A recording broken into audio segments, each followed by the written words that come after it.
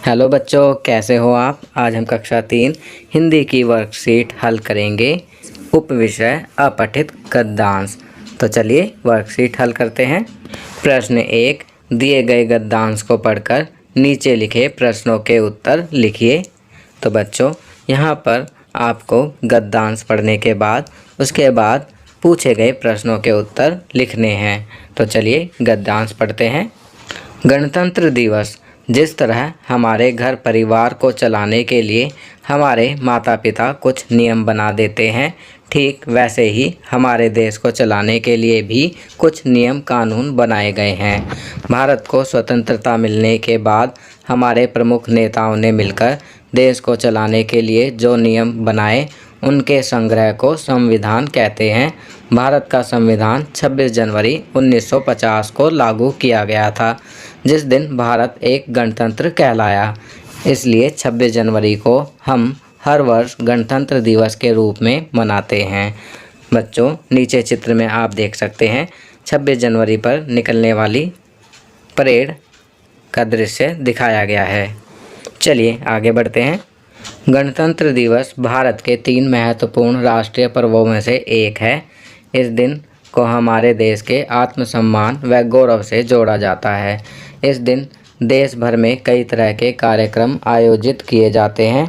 भारतीय सेना द्वारा विजय चौक से इंडिया गेट तक परेड की जाती है। राष्ट्रपति को सलामी दी जाती है और विभिन्न राज्यों की झांकियां भी दिखाई देती हैं। विद्यालयों में भाषण, निबंध लेखन और सांस्कृतिक कार्यक्रम किए जाते हैं। गद्यांश को पढ़ने के बाद चलिए अब प्रश्नों के उत्तर लिखते हैं। क, संविधान किसे कहते हैं। तो इसका उत्तर लिखेंगे, भारत को स्वतंत्रता मिलने के बाद हमारे प्रमुख नेताओं ने मिलकर देश को चलाने के लिए जो नियम बनाए उनके संग्रह को संविधान कहते हैं। ख, भारत को किस दिन गणतंत्र घोषित किया गया। तो इसका उत्तर लिखेंगे, भारत को 26 जनवरी 1950 को गणतंत्र घोषित किया गया। चलिए आगे बढ़ते हैं। ग, गणतंत्र दिवस के दिन विजय चौक पर कौन सा कार्यक्रम होता है। तो इसका उत्तर लिखेंगे, गणतंत्र दिवस के दिन विजय चौक से इंडिया गेट तक परेड की जाती है। राष्ट्रपति को सलामी दी जाती है और विभिन्न राज्यों की झांकियां निकाली जाती हैं। घ, दिए गए संयुक्त शब्दों से वाक्य बनाइए। बच्चों, यहाँ पर संयुक्त शब्द दिए गए हैं, हमें इनसे वाक्य बनाना है। पहला, माता पिता, इससे वाक्य बनाएंगे, हमें अपने माता पिता का सम्मान करना चाहिए। दूसरा, नियम कानून, तो इससे बनाएंगे, हमें देश के नियम कानूनों का पालन करना चाहिए। तीसरा, घर परिवार, इससे वाक्य बनाएंगे, हमारा घर परिवार बहुत बड़ा है। बच्चों, इन वाक्यों के अलावा भी आप अन्य वाक्य अपने शब्दों में बना सकते हैं। चलिए आगे बढ़ते हैं। ड़, नीचे दिए गए शब्द गद्यांश में से लिए गए हैं, शब्दों का उनके अर्थों से उचित मिलान कीजिए। तो बच्चों, यहाँ पर गद्यांश से लिए गए शब्द हैं, हमें शब्दों का उनके अर्थों से मिलान करना है। पहला करते हैं गौरव, गौरव का मिलान करेंगे ख, महत्व से।